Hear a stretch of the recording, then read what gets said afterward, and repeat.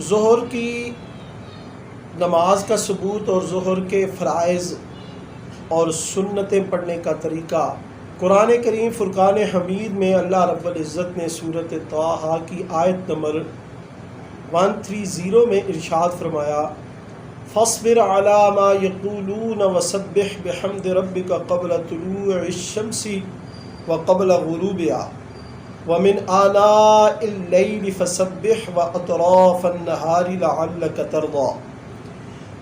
اس آیت مبارکہ میں 5 نمازوں کے اوقات کا ذکر ہے۔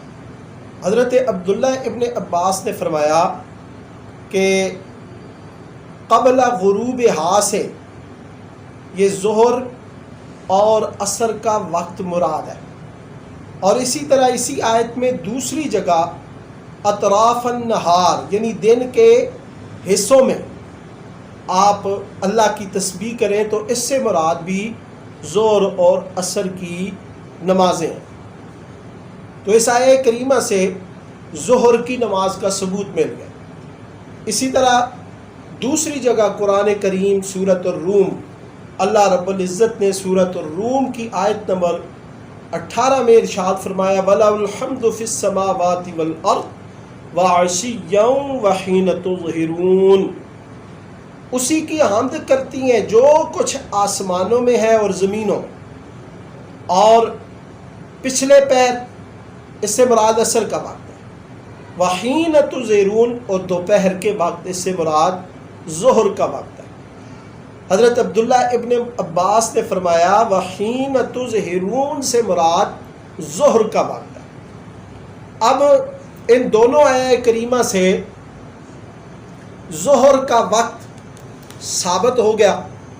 اب ظہر کے فرض کتنے ہیں اس کے بارے میں بخاری شریف کی حدیث ابواب السہو اور حدیث نمبر ہے کتاب الحج، بخاری شریف کتاب الحج اور حدیث نمبر ہے 1548 1548۔ نبی کریم صلی اللہ علیہ وسلم مدینہ میں ظہر کے 4 فرض ادا کرتے تھے۔ صلی النبی صلی اللہ علیہ وسلم بالمدینۃ الظہر 4۔ نبی کریم صلی اللہ علیہ وسلم مدینۃ المنورہ میں ظہر کے 4 فرض ادا کرتے تھے، اور یہ 4 فرض ظہر کے اس پر اجماع امت ہے۔ شرق سے غرب تک، شمال سے جنوب تک اللہ کے نبی کی پوری امت ظہر کے 4 فرضوں پر متفق اور متحد ہے۔ اسی طرح اب میں ظہر کی جو سنتیں مؤکدہ ہیں، فرضوں سے 4 پہلے اور فرضوں کے 2 بعد، یہ 6 رکعتیں ظہر کی سنت مؤکدہ ہیں۔ تمام نمازوں میں سب سے زیادہ سنت مؤکدہ جو ہیں وہ ظہر کی ہیں۔ اب ان کا ثبوت میں ترمذی شریف ابواب السہو اور حدیث نمبر ہے 415۔ نبی کریم صلی اللہ علیہ وسلم نے فرمایا، جس نے رات اور دن میں 12 رکعتیں ادا کیں اللہ تعالیٰ اس کے لیے جنت میں گھر بنائے گا۔ اور وہ 12 رکعتیں کون سی ہیں تفصیل بھی بتا دی، 4 قبل الظہر ورکعتین بعدها، یعنی ظہر کے فرضوں سے پہلے 4 و بعدها رکعتین، اور ظہر کے فرضوں کے بعد 2 رکعتیں۔ تو یہاں سے ظہر کی سنت مؤکدہ کا بھی ثبوت مل گیا کہ 4 فرضوں سے پہلے اور 2 فرضوں کے بعد ہیں۔ اب دیکھنا یہ ہے کہ فرض کیسے پڑھیں، ظہر کے فرض کیسے پڑھیں۔ سب سے پہلے تکبیر تحریمہ، اور پھر آپ نے ہاتھ ناف کے نیچے باندھنے ہیں، ثنا، تعوذ، تسمیہ، سورۃ الفاتحہ، اور سورۃ الفاتحہ کے بعد آمین کہنی ہے، اور اس کے بعد طوال مفصل میں سے کیونکہ یہ نبی علیہ الصلوۃ والسلام کی سنت ہے کہ فجر اور ظہر میں آپ طوال مفصل یعنی سورۃ الحجرات سے لے کر سورۃ البروج تک کی جو صورتیں ہیں ان سے قرات کرتے تھے. تو ظہر میں آپ طوال مفصل پڑھیں، اس کی صورتیں پڑھیں، اور پھر رکوع میں تسبیحات سبحان ربی العظیم، پھر رکوع سے اٹھتے وقت تسمیع تحمید کہیں، دعا پڑھیں سمیع اللہ لمن حمدہ ربنا ولک الحمد حمدا کثیرا طیبا مبارکا فیہ، پھر سجدے کی تسبیحات سبحان ربی الاعلیٰ، پھر دونوں سجدوں کے درمیان جلسہ کریں اور جلسے کی دعا پڑھیں. دعا بڑی آسان ہے، بڑی جامع معنی دعا ہے. ترمذی شریف میں ہے اللہم اغفر لی ورحمنی واجبرنی واہدنی وارزقنی. اور پھر دوسرا سجدہ کر کے آپ کھڑے ہوں گے تو آپ تسمیہ پڑھنے کے بعد سورۃ الفاتحہ ساتھ سورت ملائیں، پھر اسی طرح رکوع سجود، اور دوسرے سجدے کے بعد التحیات عبدہ و رسولہ تک پڑھ کے پھر تیسری رکعت کے لیے کھڑے ہوں گے. تو تیسری رکعت یہ آپ سورۃ الفاتحہ پڑھیں. سورۃ الفاتحہ یہ مصنف ابن شیبہ کی حدیث ہے کہ حضرت عبداللہ ابن مسعود، حضرت ابو درداء، حضرت جابر یہ فرضوں کی تیسری اور چوتھی رکعت میں سورۃ الفاتحہ پڑھتے تھے اور اسی کا حکم کرتے تھے. اور صحیح مسلم شریف کی حدیث ہے، اور یہ حدیث نمبر ہے 451 کتاب الصلاۃ، اور باب ہے باب القراءۃ فی الظہر والعصر.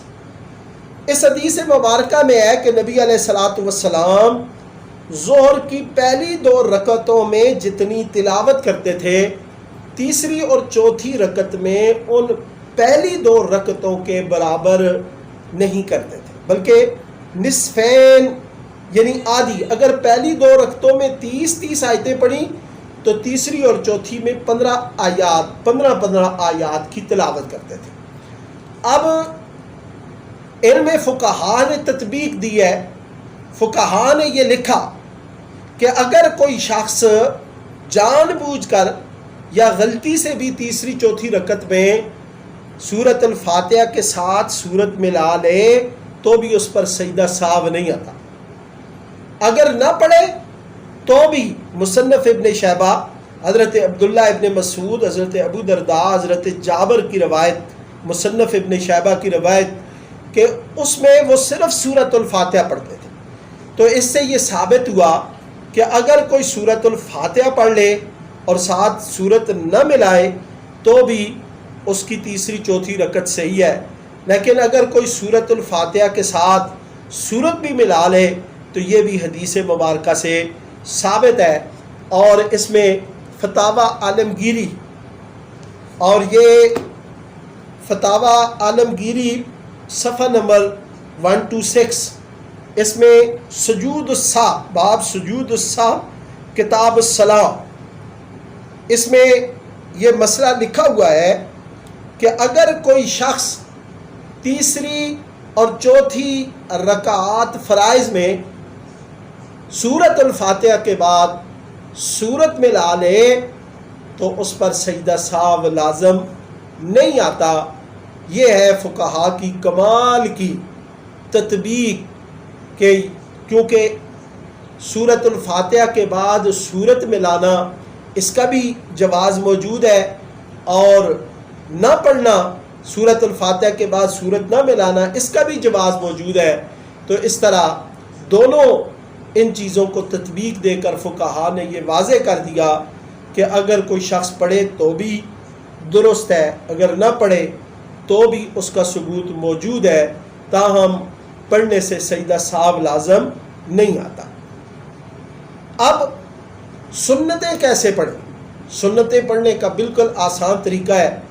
ان کا بالکل پہلی رکعت میں ثنا، تعوذ، تسمیہ اور سورۃ الفاتحہ، سورۃ الفاتحہ کے بعد سورت ملائیں، رکوع سجود، اور تیسری رکعت میں آپ سورۃ الفاتحہ کے ساتھ سورت ملائیں گے، کیونکہ سنتوں کی ہر رکعت میں قرات فرض، مطلق قرات فرض، اور سورۃ الفاتحہ اور ساتھ سورت کا ملانا یہ واجب ہے۔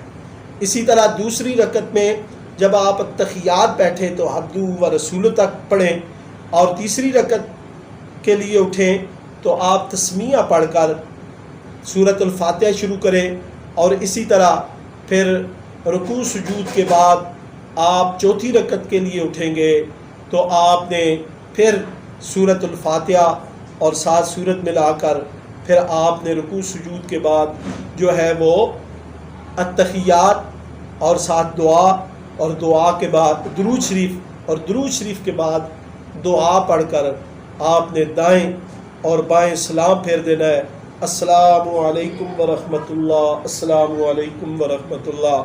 تو یہاں سے سنتوں کے بارے میں آپ کو یہ مسئلہ بالکل واضح ہو گیا کہ سنتوں کی ہر رکعت میں قرات، مطلق قرات فرض ہے، اور سورۃ الفاتحہ اور ساتھ سورت ملانا یہ واجب ہے۔